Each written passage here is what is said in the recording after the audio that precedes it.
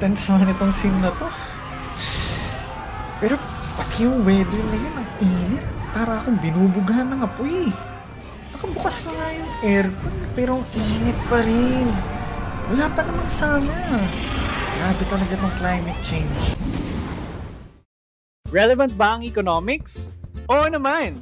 From adulting up to your favorite series, may economics dyan! Let's talk about them here on eConvo, Economic Conversations.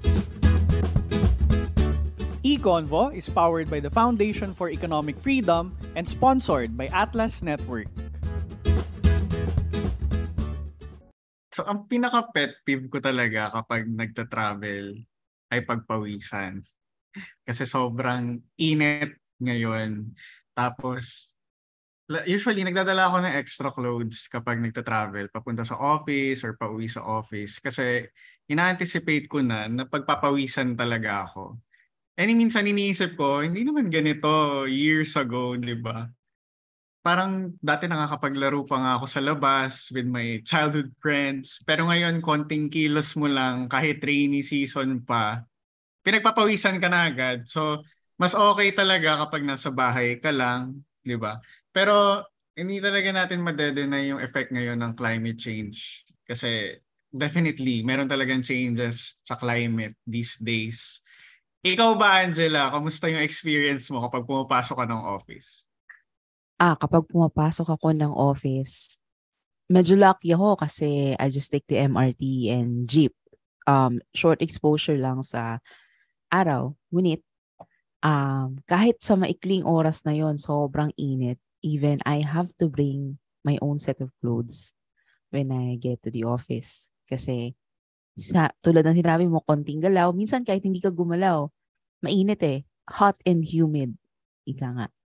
And kung naalala nyo, nung bata pa tayo, di ba, ina-advise tayo ng ating mga matatanda na, magpa-araw ka, 8:00 ng umaga, okay pa yung araw. Beyond that, hindi na. Ngayon, 7:00 ng umaga. Beyond that, medyo ano-ano na din. Medyo dangerous na din. So ngayon, 7:00 na ng umaga yung ina-advise sa atin na magpa-araw. Hindi na 8:00. Sobrang init pa rin. May times Totoo. nga na kahit oo, madaling araw, magigising na lang ako, pawis na pawis ako, ganyan. Kung hindi ka pa mag-aircon, di ba? Wala talagang choice. And lucky for me, meron akong aircon, pero for sure, maraming Filipinos walang aircon, di ba? So imagine yung everyday na na-experience nila kasi nga sobrang init. And not only yung init, di ba? You also mentioned na yung weather patterns natin nagbabago. Na I want to focus on that. I think malaking factor kasi yung forestry natin, di ba? Yung mga puno natin. Mas prone ngayon tayo sa effects ng climate change like flash floods, di ba? Yung nangyari nga sa Yolanda. Kasi malaking factor na wala na tayong puno. And at the same time, isa rin sa purpose ng forest natin, di ba, is to absorb yung carbon dioxide na ine-emit, right, ng cars, ng buildings and factories. Now, nabasa ko before na ang Philippines daw very rich sa forest, di ba? Very lush ang forest natin. Now, of course, before mag-industrialize yung country natin, di ba? Definitely kasi tropical rainforest nga and then yung situation, yung location nga ng country natin, di ba? Marami talaga tayong rainforest. Pero ngayon, ano bang nangyayari sa forestry natin? Kasi nakita ko halos kalbo na raw yung mga forest natin sa Pilipinas. Ayun, thanks for bringing that up. Just to clear out, we have to establish the fact na there's climate change now, and there's so many ways on how one could combat or battle out the bad effects of climate change. The Philippines has 30 million hectares of land, and currently, only 7 million hectares of which, or 23% ng total land area, ay may puno. So, less than half ng Pilipinas ang may puno. Tayo may pinakamababang forest cover sa buong Southeast Asia, of course, excluding Singapore, Brunei, and East Timor.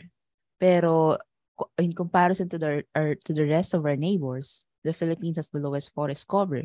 And ayon nga sa Global Forest Watch, from 2013 to 2020, 73% ng pagkawala ng puno ay nag-occur sa natural forest. Yung pagkawala ng mga puno, majority is due to deforestation. Karamihan ng mga puno kung saan ito nawawala ay galing or matatagpuan sa natural forest. Meaning natural forest, ito yung mga forest kung saan ang mga puno, they grew on their own without human intervention. Post-World War II, yung forest cover ng Pilipinas, it's still around 15 million, more or less 15 million. Ngayon, using 2015 data, we only have 7 million hectares of forest cover. So, almost half yung nawala. And I think it's a big issue now. It always has been a big issue, pero hindi siya masyadong yung mga programs to reforest the country apparently are still not enough to answer or to address this loss of forest cover.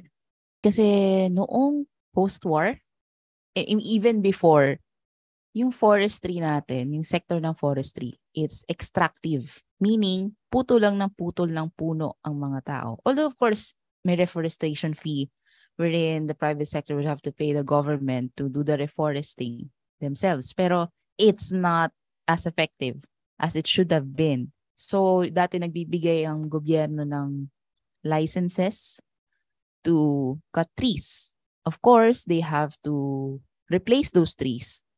So, what the private sector does, they give the government certain fee and the government does the planting. But that's not sustainable. It led to more degradation, denudation of forests. Kasi nga, ang pananaw noon is, pag may puno, regardless kung naturally grown or ikaw yung nagtanim, putol. Putol lang ng putol. At hindi enough yung reforestation fee. So yun ang pananaw noong post-World War II, even before, 50s, 60s, even 70s. 70s, 80s, 90s, yun yung height nung pagkakalbo ng ating mga kagubatan.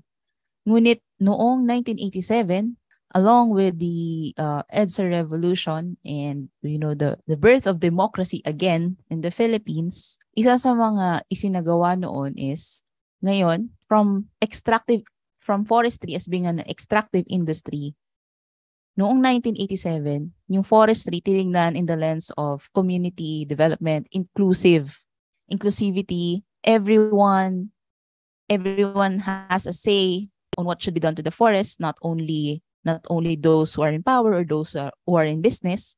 So everyone who lives in the forest, maging upland dweller ka, maging indigenous people ka, you have a say on how the forest should be run. Going back, so 1987 Constitution, we have democratic ideals are being enshrined in our policies, and a few of them includes inclusivity, people participation, community building, community development, and that's also applied in how forests were managed. We had the community-based forest management approach, meaning it's a bottom-up approach in a way, because you gather everyone who lives in the forest, you talk about it, you talk about how forests should be managed, and you give the people the power and the responsibility to manage forests. So it's not just the government or the private sector doing the managing.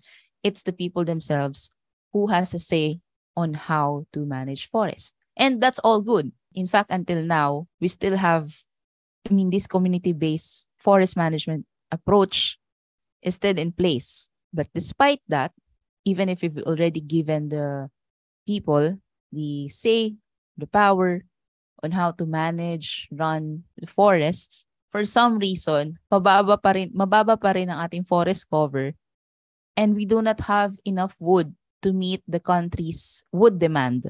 What do I mean by that?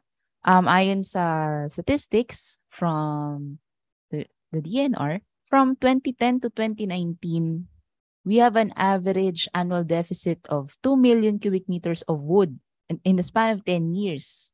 So despite the efforts of giving people the power to run the forest, to manage the forest, we still have this phenomenon of low forest cover, and on top of that, we also have a very low wood supply. Ibig sabihin, mas mataas ang demand natin sa wood compared sa available supply para sa atin.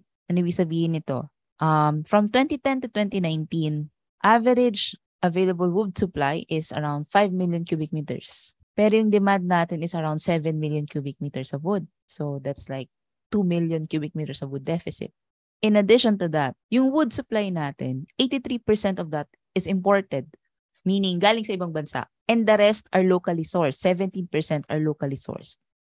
Which is very ironic because the Philippines is a tropical country with natural endowments for forests to flourish. And a consequence of that, of course, is mababa din yung performance ng forestry sector natin for the past 2 decades. Okay, actually, average the contribution of the forestry sector to the GDP is only around 0.04% or around 2 billion pesos annually. Ang baba. So usually, di ba ng mga bata pa tayo, lagi tayong sinasabihan na plant more trees. In fact, may mga batas ngayon na nagsasabi na after you graduate or once you have your own family, you should have 1 tree or 1 person should have 1 tree na itatanim. Tama din yun. Tama yung solusyon na yun. So, ba't magpatatanim ng puno? To reforest denuded areas, ma-mitigate natin ang bad effects of climate change, and also to provide materials sa ating wood production para may sarili tayong supply ng kahoy dito sa Pilipinas.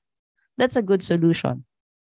And also, and another side of the coin is, apart from plant trees, ang gobyerno in the past, kapag may mga sakuna like landslides, severe flooding sa isang area na degraded or naputol ang mga puno, ang laging sagot ng gobyerno is log ban. Walang magpuputol ng puno. Walang magpuputol. And now we have a log ban now. Ang solusyon is plant more trees and stop cutting trees. Yun naman yun, di ba? Which makes sense. But for some reason, people are not planting enough. I mean, you have these tree planting activities left and right by private organizations, by NGOs, by the government. You would see them taking photos na, oh, we did tree planting here. We planted 100,000 trees here. We prepared seedlings here. I mean, they're all good. Ang problem lang doon is you just plant trees and you don't do any follow-up activity. Because sa trees na plinant mo, ilan yung mabubuhay doon? And also, would those trees be used in the future or hahayaan mo lang yung tree mabuhay hanggang sa mamamatay ito naturally?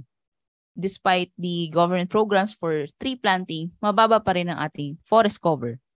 So, bakit ganito? Why is this the case? One of the issues na nakita natin is the insecurity of property rights in forest lands. To explain that. So, forest lands, when I say forest land, it means it refers to the lands owned by the state. So, ngayon, state, pag mamay-ari ng gobyerno, ngayon, meron tayong 15.8 million hectares of forest lands. Okay? At pag mamay-ari to ng gobyerno, 7.7 million hectares of that are protected areas, meaning ito yung may mga kung saan nakatira yung tarsier, yung agila, kung saan may mga watershed, like yung another one is yung Chocolate Hills or Mayon Volcano. Those are protected areas, meaning you cannot do any commercial activities there. It's preserved for its usefulness in terms of ecosystem, biodiversity, etc. And more than half of that, of 15.8 million hectares, or 8.1 million hectares are used for production purposes. Meaning ito yung mga lupa, ito yung mga forest lands kung saan ito ay naka-allot for tree plantations, ecotourism, agroforestry, other developments that you can do in a forest land, pag-build ng dam, pag-build ng warehouse, etc. You have 8.1 million hectares of forest lands dedicated for production purposes. Okay, yun ang forest lands natin ngayon. So going back, so ano itong insecurity of property rights? Kung ikaw ay isang businessman and you have a business being built or a project being built on a forest land, meaning sa'yo yung business, sa'yo yung infrastructure doon sa'yo, ngunit yung lupa ay sa gobyerno. Paano nagkakaroon ng insecure property rights? It happens when the government issues a policy and implements a policy that stops your business operations or hampers your production. Okay, halimbawa si Juan, he's supposed to harvest 5 hectares of trees by this year. And dumating yung year na yon, he was supposed to harvest, but then the government says, log ban. Kasi nagkaroon ng landslide, nagkaroon ng flash floods due to illegal logging.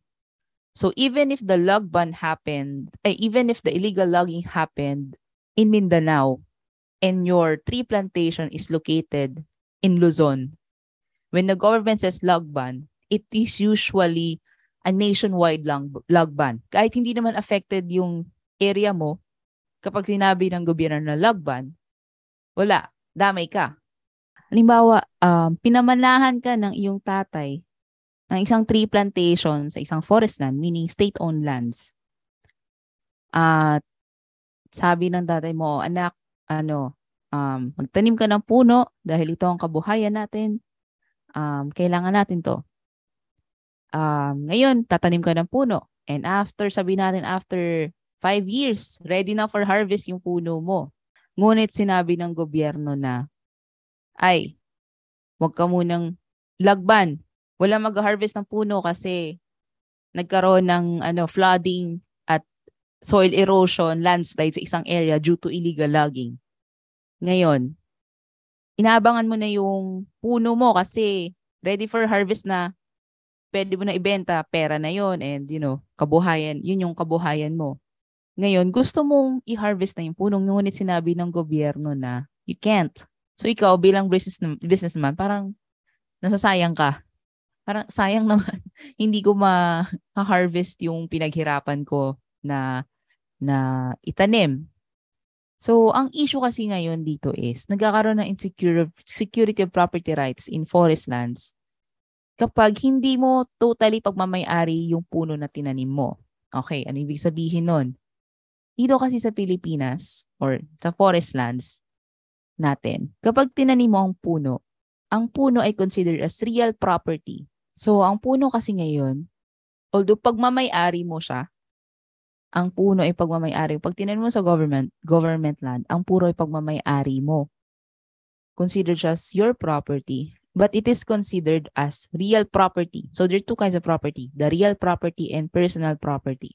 Real property, also known as immovable property, they refer to those things or machinery or animal houses that are attached to the land.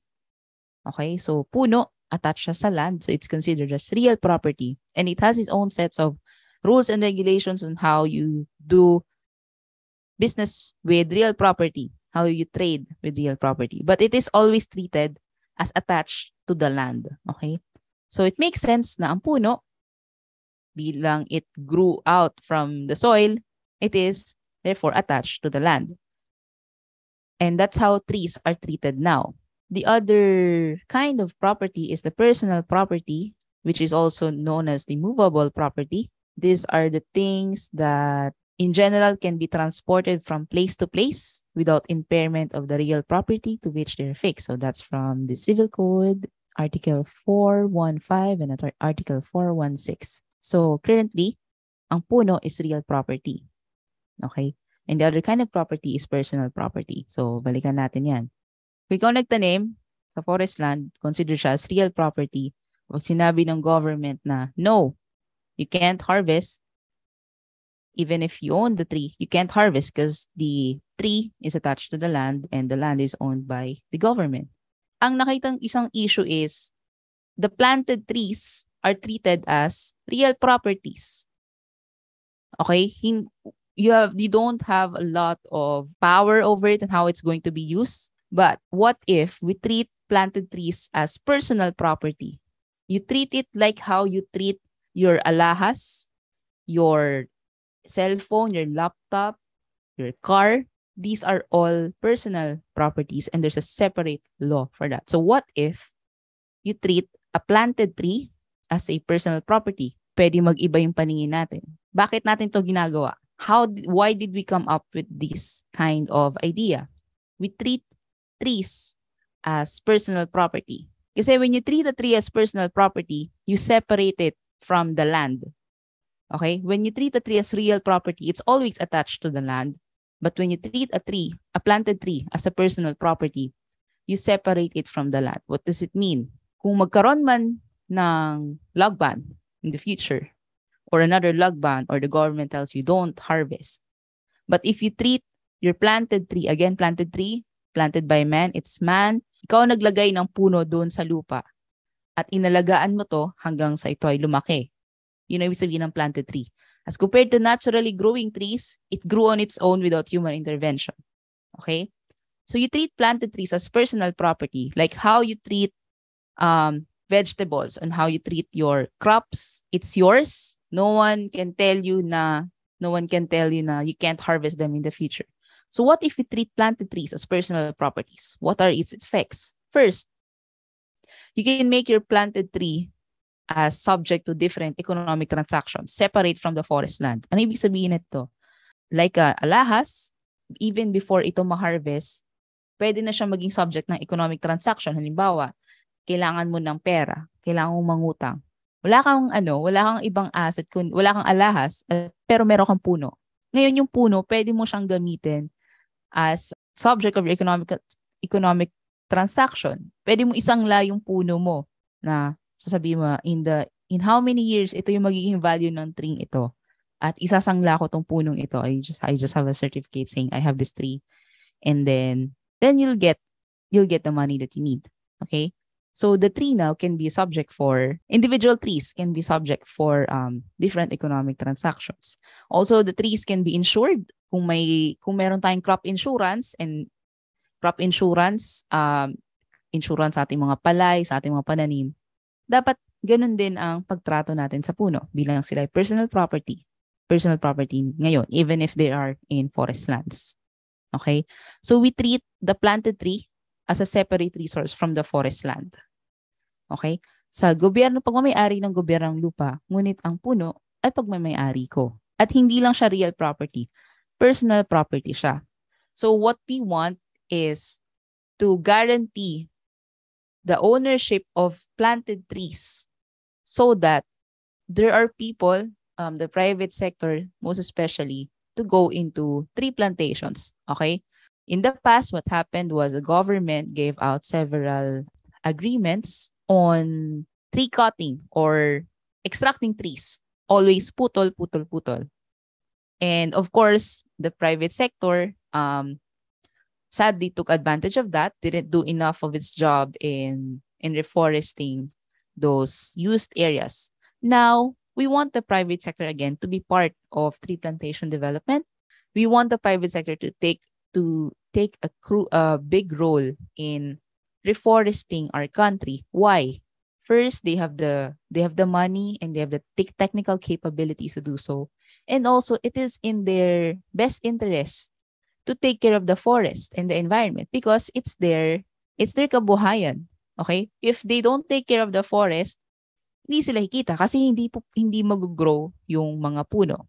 So, yun lang naman. We just want to give the private sector the peace of mind na they'll be able to harvest what they planted. Nakikita sila after nila mag-invest ng matagal sa tree plantation development.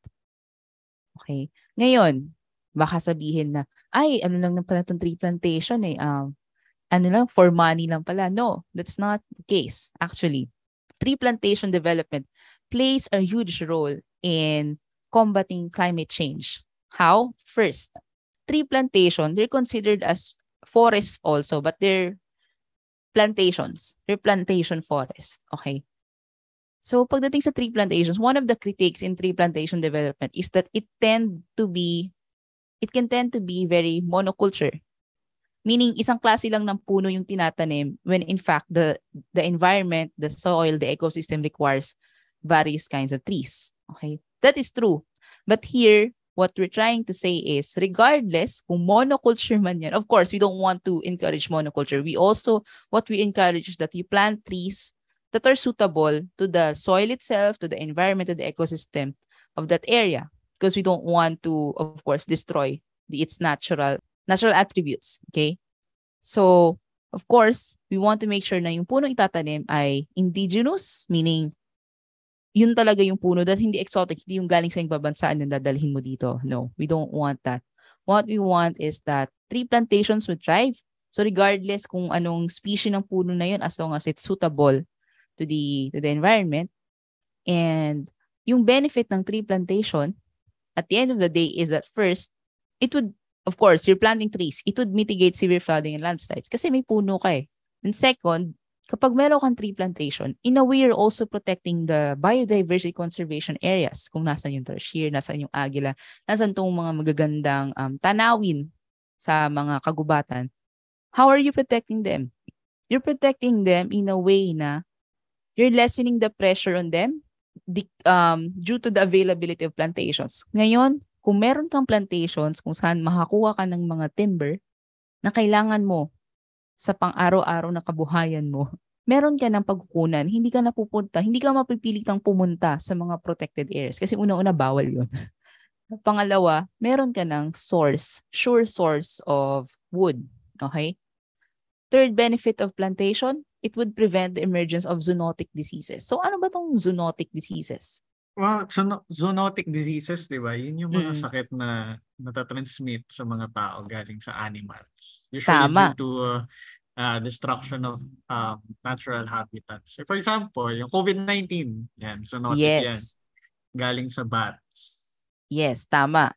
Yun ang ibig sabihin ng zoonotic diseases. Kasi itong forest, they're also natural barriers from whatever diseases sometimes emerge from nature. From animals. Kapag pinuto mo yung kahoy at kinalbo mo yung kagubatan, mas mataas yung chances na magta-transmit yun. Na-mention natin kanina when we're discussing climate change, yung carbon dioxide, okay? Ano nga bang role nitong trees in the big scale of climate change? Una-una, when you plant trees, regardless kung tree plantation yan or forest plantation or natural forest, a tree would always act as carbon sink. Ano ibig sabihin ng carbon sink? It's anything that absorbs carbon. Tree is a carbon. The oceans are considered as carbon sink. But here, since we're talking about trees would always be considered as carbon sink. Even if after you harvest the trees and you turn them into furniture or chair or table, it still continues to absorb carbon. And that's good.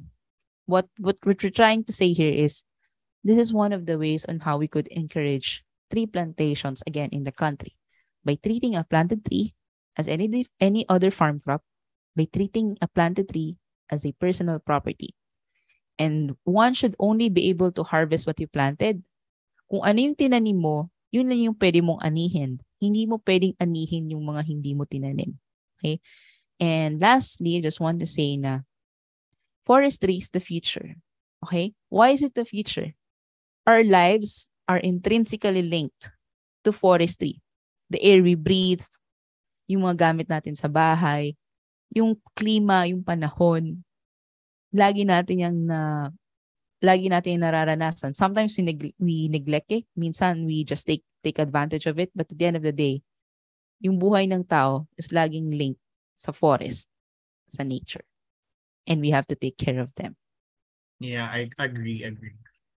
Really good idea, no? Kasi naisip ko nga, tama eh, if ako nga yung investor, syempre, yung puno, hindi siya katulad ng mga short-term crops like rice, di ba? Na kapag tinanim mo, tutubo agad siya in a few months. Ang puno kasi takes years, di ba? So, imagine yung time and money na i-invest mo dyan. And syempre, kapag inisip mo na anytime, pwede siyang iban, di ba? Pwedeng iban yung pag-harvest niya ng government.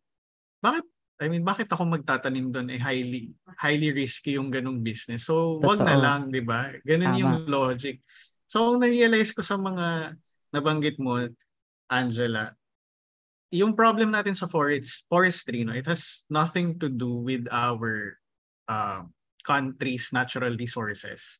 Kasi basically, hindi naman tayo nagkulang doon eh. Hindi tayo nagkulang doon, 'di ba? Sobrang rich ng natural resources natin.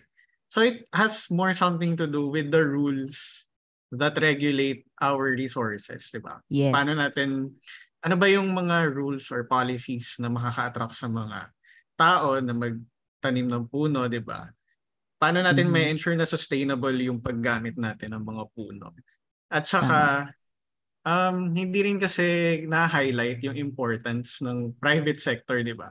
Usually kapag we're talking about forestry, it's always the government, di ba? The government should do this, the government should protect this, the government should provide this, di ba? But whenever nandun na yung thought ng mga private corporations or private individuals, di ba?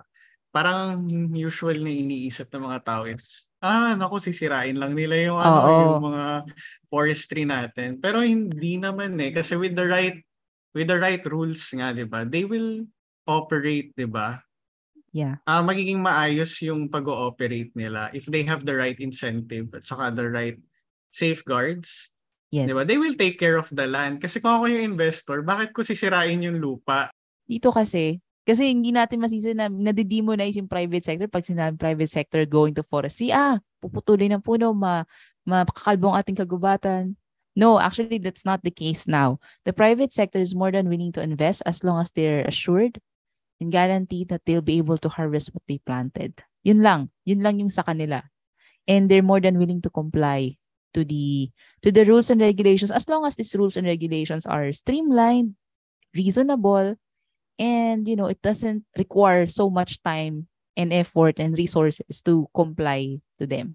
So I think yes, the private sector is more than ready to invest into tree plantation development as long as the rules are clear. They know where to go, and they know what to do, and they're guaranteed at the end of the day that they would be able to harvest what they planted. Yeah. So we're not this is one of the ways. There are several ways on how we could reforest the Philippines. And what we're proposing here is that this is one of the sure ways that we could reforest the Philippines. Okay. Thank you so much, Angela, for sharing about Thank you for having me. The reforms. Thank you so much. If you enjoyed this episode, use the hashtag eConvo and visit the Foundation for Economic Freedom's Facebook page for more updates. Kita-kits next time!